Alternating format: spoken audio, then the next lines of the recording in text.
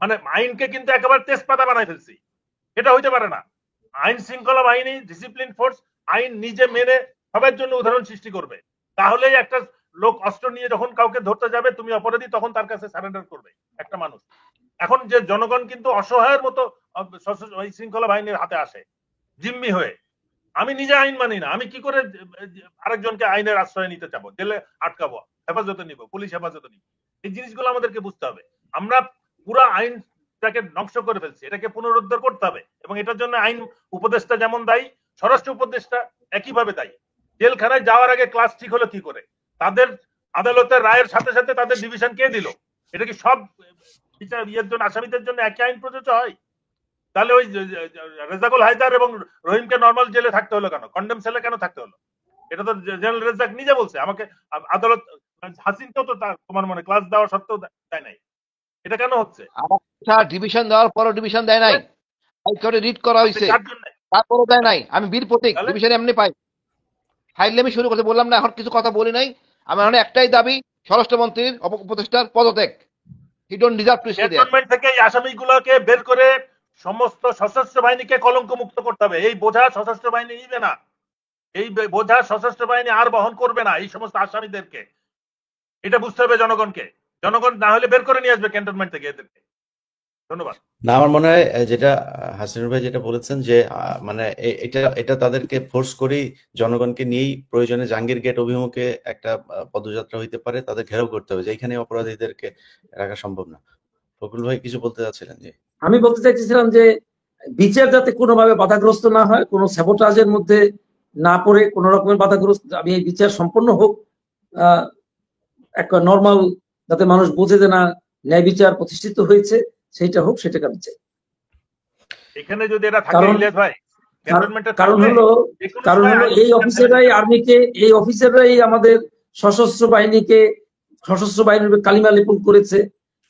সশস্ত্র বাহিনীর একজন এত বড় অফিসার এরকমের অন্যায় কাজ কেন করবে, সেই শিক্ষা যেন অন্য অফিসাররা পেয়ে যায়, যাতে যারা কোনোভাবেই একটা নিজেদের সুপেরিয়র কমান্ডের মধ্যে থাকার সত্ত্বেও তারা জানি কোনোভাবেই কোনো অপরাধের সঙ্গে জড়িত না হয়, এই শিক্ষা যাতে পায়। Thank you. একটা কথা, এক লাইন ভাই।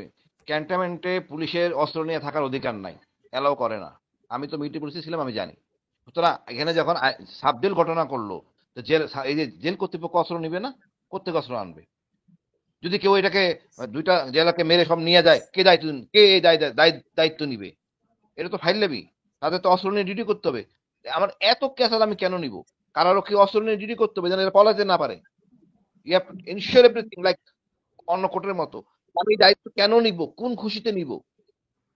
আমি মনে করি স্বরাষ্ট্র হাসিন সব থেকে বড় রিস্কি যেটা বিষয়, প্রতিদিন যে এরা আদালতে সাক্ষী দিয়ে আসবে, দিয়ে আসার পরে এটা পর্যালোচনা হবে শুধু এই বিল্ডিং এ না, সেনা সদরে পর্যালোচনা হবে, দিল্লিতে পর্যালোচনা হবে, কলকাতায় পর্যালোচনা হবে, এবং আগামী দিন কি সাক্ষ্য কে দিবে, কে হ্যাঁ বলবে, কে না বলবে, এটাও শিখিয়ে দেওয়া হবে। এই দায়িত্ব কে নিবে? এটাই বললাম স্যার, যাতে যারা সত্য কথা বলতে না পারে, হাসিনা টিকে যায়, এই প্যাকেজটা এখান থেকে হবে। এই জন্য অবশ্যই তাদেরকে বাইরে দিতে হবে, এখানে রাখা যাবে না। আমাদের এরকম মানে এই ধরনের যারা করছেন জড়িত এই সাবজেক্টের সাথে, সবাইকে আইনে আওতায় রাখা উচিত। মানে দুঃখের বিষয়, আমার কিচ্ছু বলার নেই, লজ্জা। মানে কাদেরকে আমরা সেটা দিচ্ছি? যারা আমাদের সাথে কাজ করছে, আর্মি স্যারের সাথে মিসবিহেভ করছে, 8টা বছর জীবন শেষ করে দিছে, পরিবারের উপর নির্যাতন, আমাদের শিক্ষা হয় নাই। যারাই করবেন তাদের সাথে এরকম এমন খারাপ ব্যবহার করা হবে। মব তো বললাম এখনো শুরু হয়নি, ক্যান্টনমেন্টে বাধ্য করবেন আমাদেরকে করতে। That will be more dangerous. ধন্যবাদ ভাই।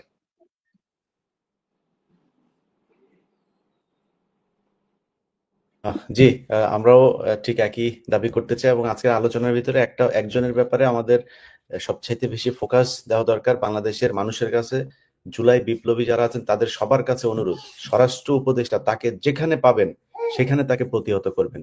এই বদমাইশ হচ্ছে গিয়ে সব নাটের গুরু, তাকে দিয়েই ওয়াকার সব অপকর্মগুলো করাচ্ছে। সো তার পদত্যাগ করা খুব জরুরি। এর পদত্যাগ করতে না পারলে আপনি দেখেন তাদেরকে ট্রাইব্যুনালে ডাকা হয়েছিল, তাদের সেনা হেফাজতে নেয়ার পরপরই স্বরাষ্ট্র উপদেষ্টা কত তড়িঘড়ি করে তারপরে প্রজ্ঞাপন জারি করে সেখানে সাবজেল ঘোষণা করে দিল একটা। সো সবকিছু প্রি প্ল্যান্ড। এই স্বরাষ্ট্র উপদেষ্টাকে দিয়ে কোনো কিছু হবে না। আমি পুলিশের বিভিন্ন লোকজনের সাথে কথা বলে আজকে কর্ণফুলী থানার ওসিকে সেখান থেকে প্রত্যাহার করা হয়েছে।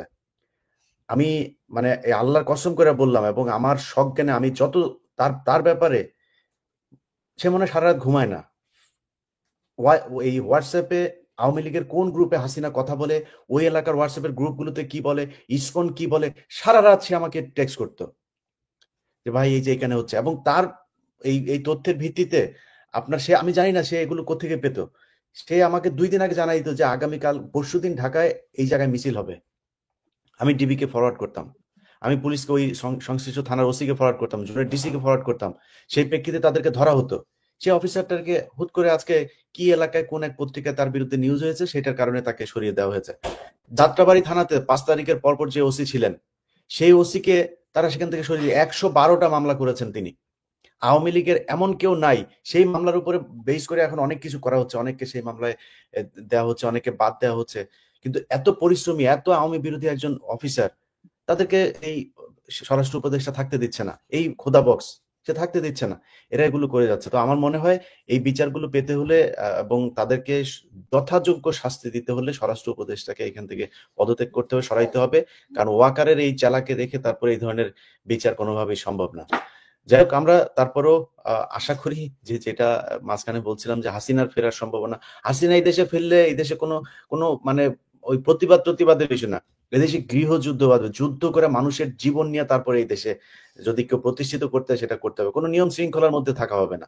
তো সেই দিন শেষ। এই দেশের নাম খালি একটা মিছিল করে দেয় কি অবস্থা হয়।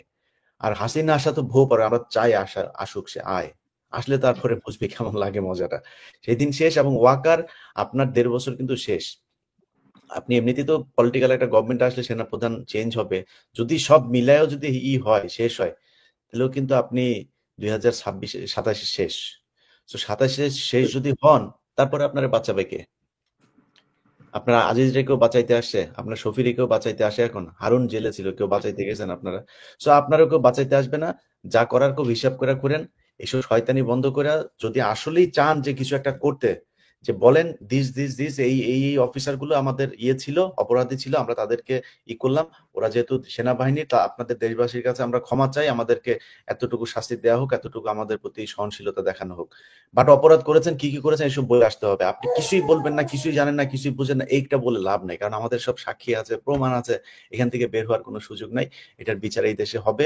এবং আমরা প্রেশার গ্রুপ হিসাবে যাদের মাঠে থাকা উচিত আমরা তো আছি। সেনাবাহিনীর ভেতরেও বিশাল একটা অংশ এখন চায় এটার বিচার হোক, এবং সেনাবাহিনী যারা ভেতরে আছেন, আমি মনে করি আপনাদের এই কলঙ্ক ধুয়ে মুছে পরিষ্কার হবার জন্য, এদের বিচারের জন্য যা প্রেশার তৈরি করা আপনাদের ভেতর থেকে তৈরি করা উচিত। যাই হোক, যারা আইসিটির সাথে আছেন, তাজুল ভাই সহ বিচারক সবাইকে আবার ধন্যবাদ জানাই, দেশবাসীকেও ধন্যবাদ জানাই, যারা আজকে যুক্ত ছিলেন, আপনাদের সবাইকে ধন্যবাদ। আল্লাহ হাফেজ। ধন্যবাদ। আসসালামু আলাইকুম।